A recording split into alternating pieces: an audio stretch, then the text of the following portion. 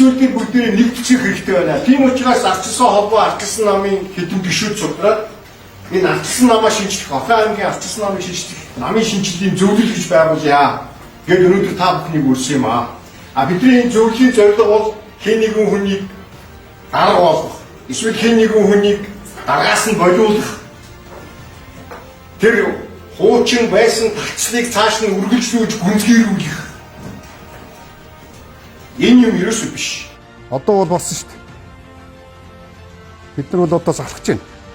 Одоо бол ерөөсөө итгэл байхгүй болсон шүү дээ. Одоо нэрийг өөрчлөхгүй бол энэ арч нам чинь нас барцсан шүү дээ. За манай моохын перцентоос анхаарах зүйл бий.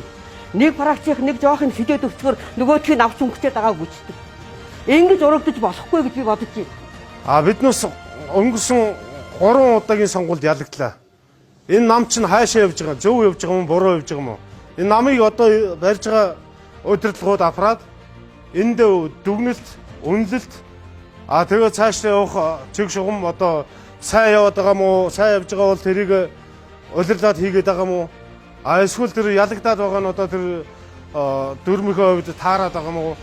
Болохгүй бол одоо солигдох болоогүй мó? Ардлага мэнтлээ би өстой охиныхаа таг улаатал явж байгаа юм шүү. Тэгэд намайг танихгүй гар гэж байгаа. Тэр жилүүдэд иргэдээ сонсоё, гişүүдээ сонсоё гэж бүх үүрүүдээр явж байгаа л тэгээд сонсоол цаана гарсан. Хэн нэг яллаад байх юм бол энэ ялын тогтоол чинь дуусахгүй шүү.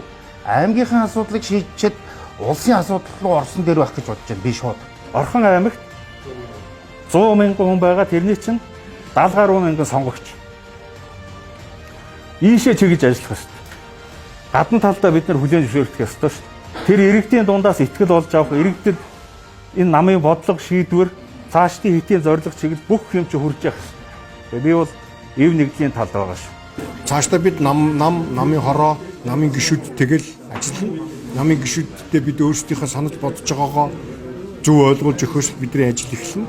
Хамгийн гол юм бол намынхаа удирдлагатай сууж байгаад намаа хэрхэн яаж шинжлэх, дөрмийн дагуу бид цаашгаа юу хийх ёстойгоо хамгийн гол нь ярилцах ёстой. Шинжлэлийн зөвлөлийн ажлын хэсэг гэж 9 хүний бүрэлдэхүүнтэй ийм ажлын хэсэг байгуулагдлаа. Энэ хүмүүс бол энэ хүмүүсийнхаа нэрийн өмнөөс шинжлэлийн ажлыг санаачилж эхлүүлэх л ийм үүрэгтэй хүмүүс. Уриалга. Орхон аймгийн ардчилсан намын гишүүд бид намын шинжилгээний төлөө зөвлөл байгуулан ажиллаж байгаагаа зарлан мэдэгдэж байна. Намаа шинжлэх улмаар олон түмний улс төрийн оролцоо, идэвхтэй үйл ажиллагааг манлайлан зохион байгуулж, авилга хэл ахуйд, хүнд суртал, популист хуурын улс төрийн эсрэг үйл ажиллагаанд ханцуу сумлан орцгоё.